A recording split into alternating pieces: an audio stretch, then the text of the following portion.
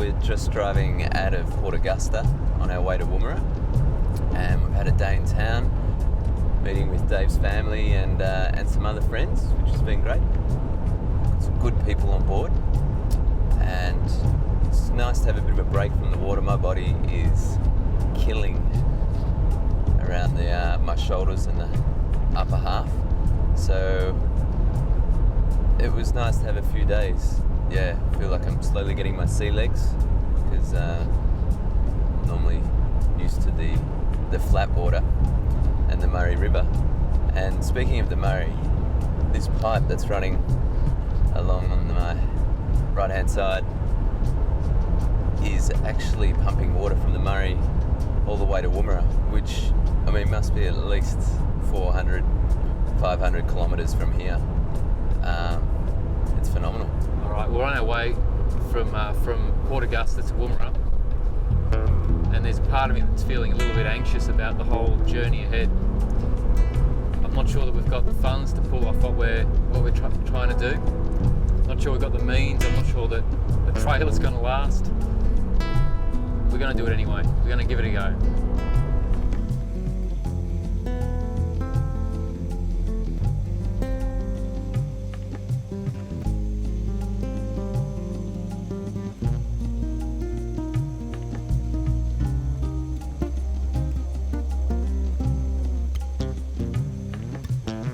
This was a harsh and horrible place.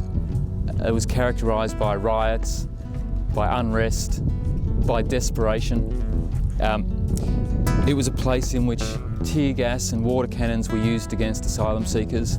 It was a place where asylum seekers harmed themselves, where they threw themselves on the fences, where they cut themselves.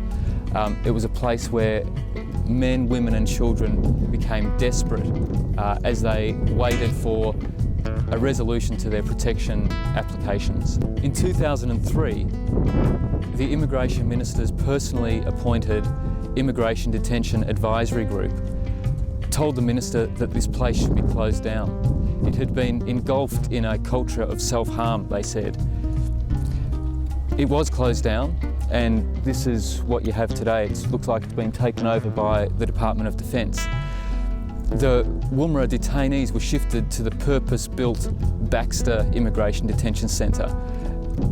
People sewed their lips together in a gruesome but powerful demonstration of how people felt silenced in this place, in the middle of nowhere. We're literally in the middle of nowhere. It was here that a small boy, Cheyenne Badri, was brought in about 2000.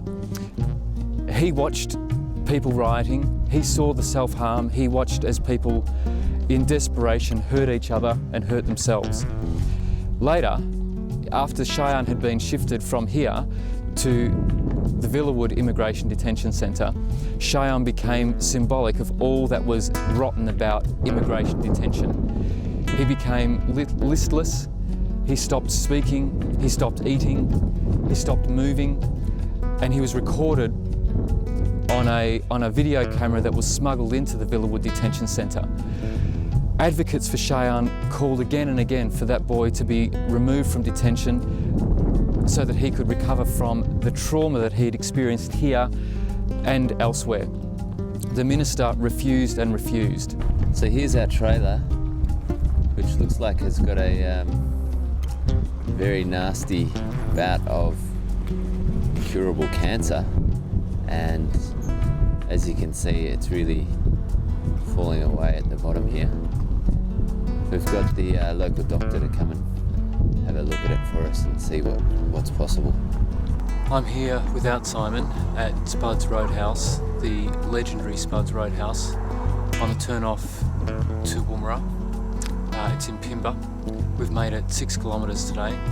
We had planned to get to Port Augusta and then further west to start heading along the Nullarbor, but the trailer is clearly had it.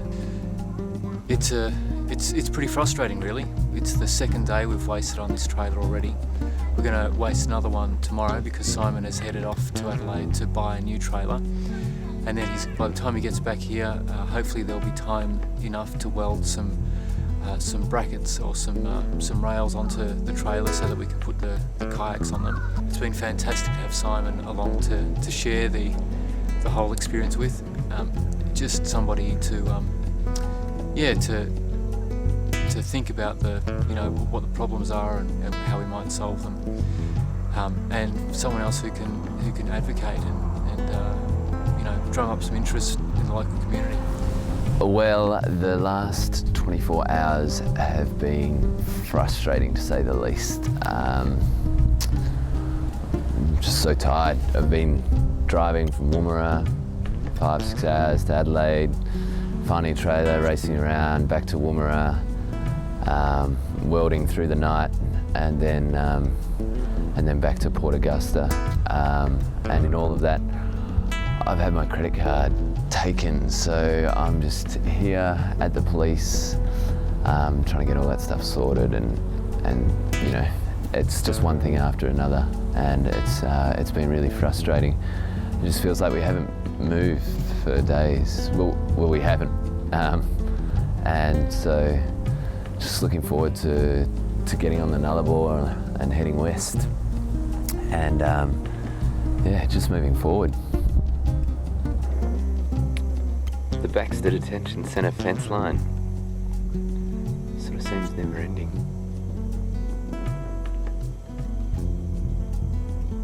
And here we have the water being pumped from the Murray, 500 k's away.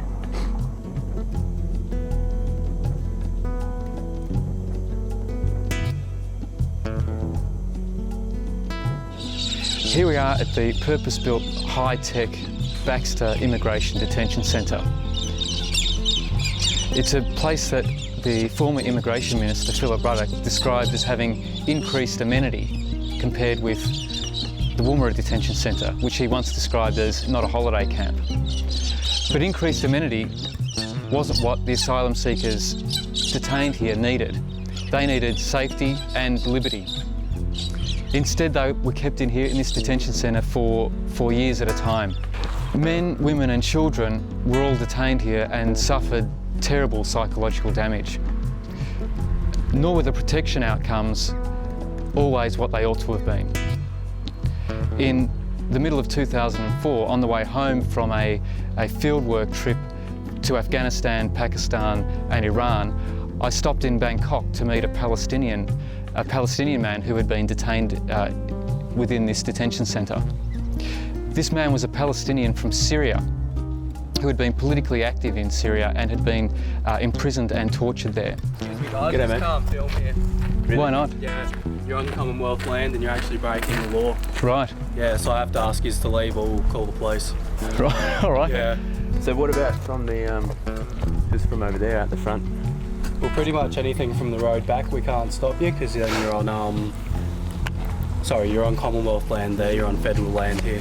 Right. Right. Okay. So what if we don't leave, you call the police? Yeah, pretty much.